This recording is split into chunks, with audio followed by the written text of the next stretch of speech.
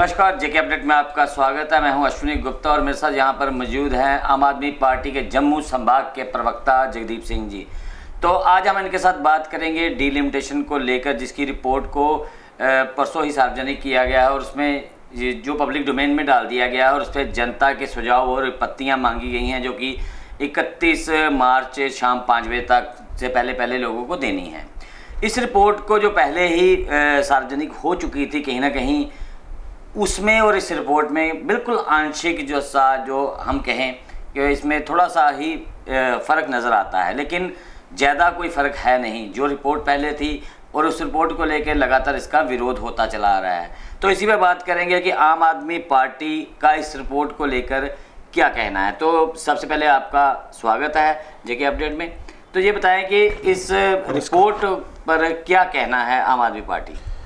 देखिए अश्विनी जी, सर्वप्रथम आपके तमाम दर्शकों को मेरा हार्दिक अभिनंदन। आज जम्मू कश्मीर की हर सियासी तंजीम परिसीमन आयोग द्वारा जो सिफारिशें दी गई हैं, जिस तरीके से एक नए ढंग से समुच्चे प्रदेश के अंदर विधानसभा सीटों को आकार देने की कोशिश की गई है और एक पार्टी विशेष को या उसके नेताओं को राजनीतिक लाभ देने की जो मंशा है वो जग विदित है।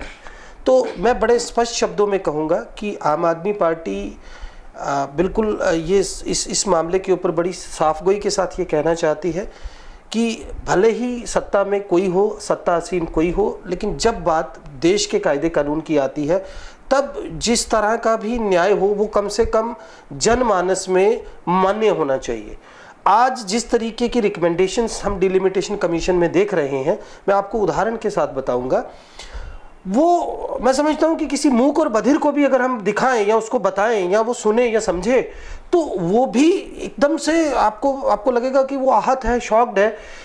किसी भी कम्युनिटी को, चाहे वो जाट है, चाहे वो हमारे विस्थापित वर्ग है, चाहे वो हमारी अनुसूचित जाति या जनजाति की बात है, ना तो वैसा उनको प्रतिनिधित्व इसमें कहीं दिखाई दे रहा है, ना ही इस आयोग को जिस तरीके से इसका गठन हुआ भारतीय लोकतांत्रिक इतिहास में अगर हम देखें या इसके जो क्षेत्राधिकार की हम बात करें या जब परिसीमन होता है तो हमारा भारतीय संविधान उस पर क्या कहता है, किस तरीके से परिसीमन होना चाहिए, उसमें किन किन पहलुओं को या किन किन पक्षों को प्राथमिकता मिलनी चाहिए, सारे मसलों को दरकिनार करते हुए ये साफ तौर पर विदित हो रहा है कि एक पॉलिटिकल पार्टी को और उसके नेताओं को खास तौर से लाभान्वित करने के लिए और जो उनका पुराना ट्रैक रिकॉर्ड, ये परिसीमन की जो रिकमेंडेशंस हैं, मुझे जहाँ तक लगता है कि इसे लागू करने से पहले या सिफारिशें देने से पहले पिछले ट्रैक रिकॉर्ड को देखा गया है कि किस नेता को कहाँ से कितने वोट मिले।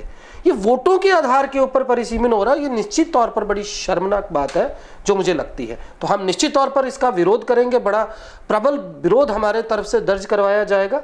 लेकिन अफसोस इस बात का है कि भारतीय संविधान इस आयोग की सिफारिशों के खिलाफ आपको ये इजाज़त नहीं देता कि आप इन्हें किसी कानूनी कटघरे में खड़ा करें। मैं भाई यही बात आपसे पूछने वाला था कि क्या इसको चैलेंज किया जा सकता है कि नहीं, तो इसका जवाब तो आपने पहले ही दे दिया है।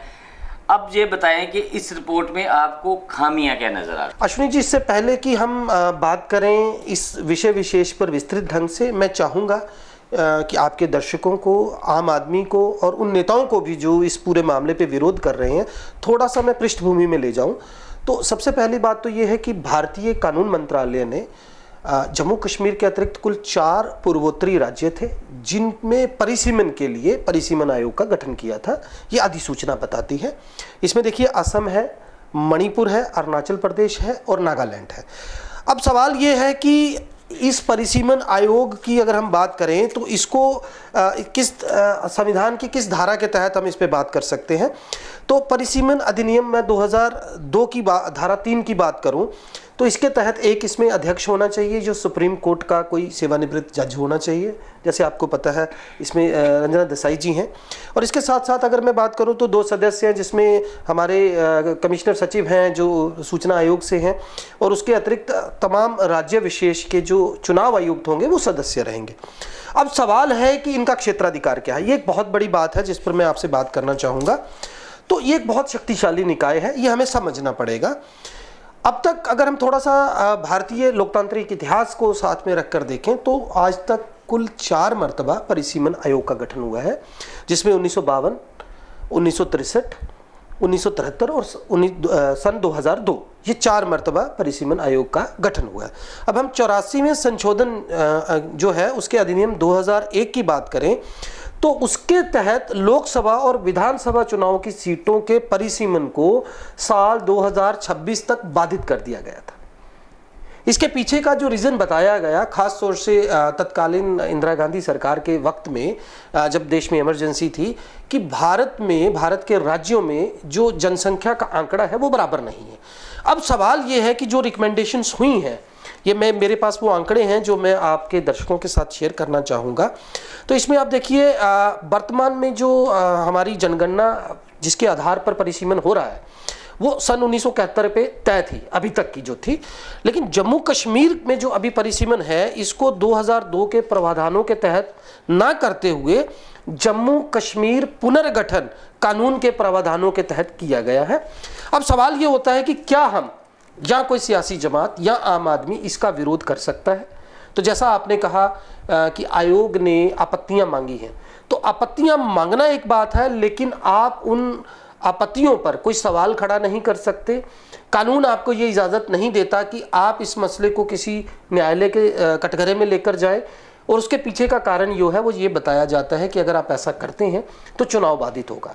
तो निश्चित तौर पर ये एक कंप्लीट आईवाश है, सिर्फ और सिर्फ एक औपचारिकता है ताकि लोगों के सामने खुद को बड़ी साफगोई से रखा जा सके। हकीकतन ये तय है कि इस परिसीमन आयोग ने सीधे सीधे तौर पर न केवल भारतीय जनता पार्टी बल्कि उसके एक एक नेता को लाभ पहुंचाने के लिए इस तरीके से रिकमेंडेशंस दी हैं जिसमें ना तो जनसंख्या का लिहाज देखा गया है, ना भौगोलिक और आर्थिक परिस्थितियों को ध्यान में रखा गया है। मैं इस बात को थोड़ा सा और अश्विनी जी आगे लेके जाऊंगा। मसलन मैं आपको जिक्र करना चाहूंगा, आप देखिए पाडर की सीट है, 50 से 55 हज़ार के वोट पर आपने एक सीट बना दी। वहां पर एक जाति विशेष का जो है जनसंख्या बहुत ज्यादा है, और वो सीट उसी पार्टी ने जीती जो सत्ता आसीन थी, या उनको सबसे ज्यादा वोट वहां से पड़ा। उसकी तुलना में आप देखिए जो भद्रवाह सीट है, 1,62,000 से 63,000 के बीच में जो मेरे पास इंफॉर्मेशन है वहां की जनसंख्या है। कहीं कोई तुलना बैठती है? इसी तरह आप सुचेतगढ़ की बात कीजिए, भारतीय जनता पार्टी के अपने नेता, अपने पंच सरपंच जब विरोध में उतरे तो इन्होंने सुचेतगढ़ को आरक्षित करने का फैसला कर लिया। लेकिन आप देखिए वहां पर सबसे बड़ी कम्युनिटी किसकी है? जाटों की है, विस्थापितों की है। आप जब सीट को आरक्षित कर रहे हैं, कम से कम उसमें आपको यह देखना तो बनता था कि क्या वहां पर उस समुदाय विशेष की संख्या कितनी है जिसके लिए आप उन्हें आरक्षण दे रहे हैं। यही हिसाब आप रामगढ़ में देखिए, क्योंकि ये सारी बेल्ट जो है आरएसपुरा से आप चलते चले जाइए, इसमें आपको 60 से 70% लोग जो है वो विस्थापित दिखाई देंगे, और उसमें भी एक बड़ी तादाद जाटों की है, सिखों की है। तो रिप्रेजेंटेशन कहाँ है? आप गांधीनगर सीट की बात कीजिए, मैं यहाँ किसी पार्टी की बात नहीं करूंगा, लेकिन जो पूर्व विधायक रमन भल्ला है, एक बड़ा अच्छा मैंडेट उनको रहा, उन्होंने बड़ी मर्तबा वहां से जो है चुनाव जीता। इस मर्तबा उस सीट को कुछ इस तरीके से दरकिनार किया गया कि जो उनका कंटोनमेंट का एरिया था वो निकाल दिया गया। आप विजयपुर और सांबा सीट पे देखिए कितना विरोध हुआ। अभी 10 दिन पहले या 4 महीने पहले या 6 महीने पहले सुरजीत सिंह सलाथिया जो पूर्व मंत्री थे नेशनल कॉन्फ्रेंस के, मैं तो सीधे शब्दों में कहूंगा, वो भारतीय जनता पार्टी में जाते हैं। उसके बाद जहां से वो बिलोंग करते हैं, गुड़ा सलाथिया की 2 पटवारों को उठा के सांबा में डाल दिया जाता है। अब उनके अपने इलाके में विरोध हो रहा है और बात साफ है।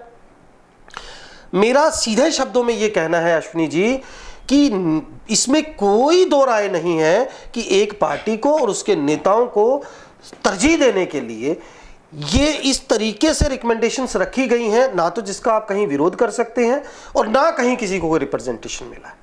तो हम निश्चित तौर पर इसका विरोध करेंगे और बड़ा प्रबल विरोध जो है वो दर्ज करवाया जाएगा। चलते चलते एक जो अहम मुद्दा आजकल बड़ा छाया हुआ है, अगर बात करें तो कश्मीर फाइल्स फिल्म्स को लेकर काफ़ी बवाल भी हो रहा है, और अगर कहें तो जनता का सहयोग भी मिल रहा है। कई राज्यों में जो फिल्म को है वो टैक्स से मुक्त कर दिया गया है। तो इस फिल्म को लेके आप क्या कहना चाहेंगे? देखिए, मैंने कश्मीरी पंडितों पर या उनके विस्थापन के दर्द को बड़ी गहराई से देखा है, और जो लोग जानते हैं, अब अगर आप राज तरंगनी से इनका इतिहास उठाएं तो एक मर्तबा नहीं बल्कि 7 मर्तबा, वो दलूचा के ज़माने से अगर हम बात करें, सदियों पहले से, तो राजा बुद्धदेव के समय की बात हम करें, तो इतना बड़ा विस्थापन का दर्द इस समुदाय विशेष ने झेला है। लेकिन दुख तब होता है जब आप अपने राजनीतिक फायदे के लिए उसके भी कैश करने की कोशिश करें। अब देखिए जिस तरीके से जिस शहीद की बेवा ने सवाल उठाए, इस पूरी फिल्म के उन दृश्यों के ऊपर काफ़ी बवाल मचा, लेकिन सीधा सवाल मेरा ये है कि उस दौरान जबकि चुनाव सर पर थे, इस तरीके से जो पॉलिटिकल माइलेज लेने की बात है, किसी के विस्थापन के दर्द को आप अपने राजनीतिक फ़ायदे के लिए जब लेना चाहते हैं, तो मुझे लगता है कि आज की जो जनता है और जो आज का एक मैं समझता हूँ साक्षरता की दर है, वो बहुत बेहतर है और लोग समझते हैं। तो इसका मुझे लगता नहीं है जिस तरीके से इस पूरे मामले को उसका ध्रुवीकरण करने की कोशिश की जा रही है, उससे कुछ हासिल होगा नहीं। बहुत बहुत शुक्रिया हमसे बात करने के लिए। तो दर्शकों, ये थे जगदीप सिंह जी, जिन्होंने डिलिमिटेशन पर तो बात की ही और विस्तार से कुछ सीटों पर भी इन्होंने हमारा ध्यान जो है इंगित किया है कि कहाँ कहाँ पर जो अगर बात करें तो प्रत्याशियों को ही लाभ देने के लिए विशेष रूप पे कुछ एरियाज़ को जो है काट छाट करके इधर से उधर किया गया है। तो इनका भी ये कहना है कि लगातार ये इसका आम आदमी पार्टी विरोध करेगी और बड़े स्तर पर इसका विरोध करेगी, क्योंकि ये डिलिमिटेशन जो है इन्होंने सीधे सीधे आरोप लगाए हैं कि भाजपा के प्रत्याशियों को लाभ पहुंचाने के लिए किया गया है। तो मुझे अश्विनी गुप्ता को कैमरामैन शमनी थापा के साथ दे इजाजत। आप जुड़े रहें जेके अपडेट के साथ। जेके अपडेट रहे हमारे साथ। अगर आप ये वीडियो YouTube पर देख रहे हैं तो हमारे YouTube चैनल को सब्सक्राइब करें और बेल आइकन को क्लिक करें। अगर आप ये वीडियो Facebook पर देख रहे हैं तो हमारा Facebook पेज लाइक जरूर करें। For advertisement, please contact 705-109-1811.